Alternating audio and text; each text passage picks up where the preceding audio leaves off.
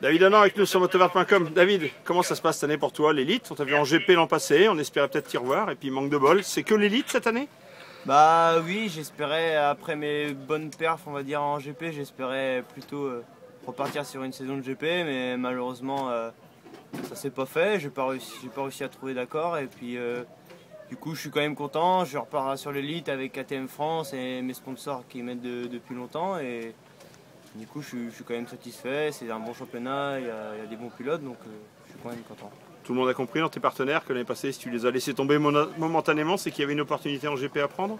Oui, bah oui, forcément, ils ont tous bien compris, et puis la preuve, je les ai encore cette année, donc c'est qu'ils ont compris, mais et puis voilà, et je pense que c'était une bonne expérience pour moi de faire les GP, et puis aujourd'hui, là, je suis revenu en championnat de France élite. Alors bonne expérience, ça a été dur quand même, parce que tu avais fait un bon premier GP, après ça a été un petit peu plus de soucis. Ouais. Raconte-nous un peu, globalement, tu as quand même beaucoup appris? Oui, c'est sûr, j'ai beaucoup appris. Après, le premier GP, ça s'est bien passé. J'avais pour objectif de marquer des points, c'est ce que j'ai fait. Après, j'ai eu des problèmes mécaniques, j'ai eu des problèmes moi aussi. Et j'ai fini quand même sur une bonne perf avec une 13e place en Italie. Donc, on va dire que j'ai bien fini la saison. Ça n'a pas suffi pour rester, c'est quoi le problème? Il faut amener des budgets maintenant? Ouais, voilà, le problème c'est que mon team il voulait bien me garder, mais au dernier moment bah, ils ont eu un autre pilote qui a amené un budget, donc moi je suis pas capable, donc c'est pour ça que je suis ici au championnat de France. Bon, alors le but c'est de rebondir en France pour mieux repartir en GP. L'élite, ça y est, tu as repris tes marques en MX1 avec une KT? Bah oui, c'est sûr. L'élite, en plus je suis content, je suis le seul en 350 avec la KT, donc je suis content, pour moi c'est un bon deal.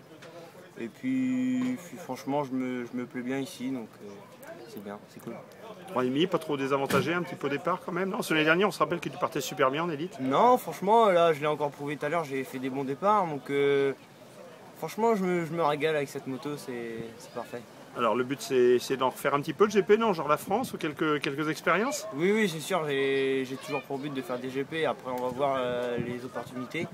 Mais j'espère bien refaire des GP. Alors MX1 l'année dernière, MX2 pour les GP, tu reviens en MX1, t'aimes bien rouler sur... Donc t'as une bonne moto dans les pattes, c'est bon? Ouais voilà, moi je m'en fous, si j'ai une proposition je roule en MX2, après si j'en ai une autre je roule en MX1, pour moi ça n'a pas d'importance du moment que je roule en bonne condition. C'est parfait. La nouvelle formule de l'élite pour un pilote comme toi, ça dit quoi avec une manche par catégorie, une super finale? Bah pour nous en MX1 ça change pas grand chose on va dire, parce que notre manche MX1 on l'a fait, et puis la super finale globalement les places sont quasiment pareilles, parce que les MX2 bah, c'est normal, ils n'ont pas une cylindrée avantageuse, donc du coup pour nous je pense que ça change pas grand chose. Les laisser rentrer devant pour la super finale sur la grille, ça doit gêner un petit peu quand même, non?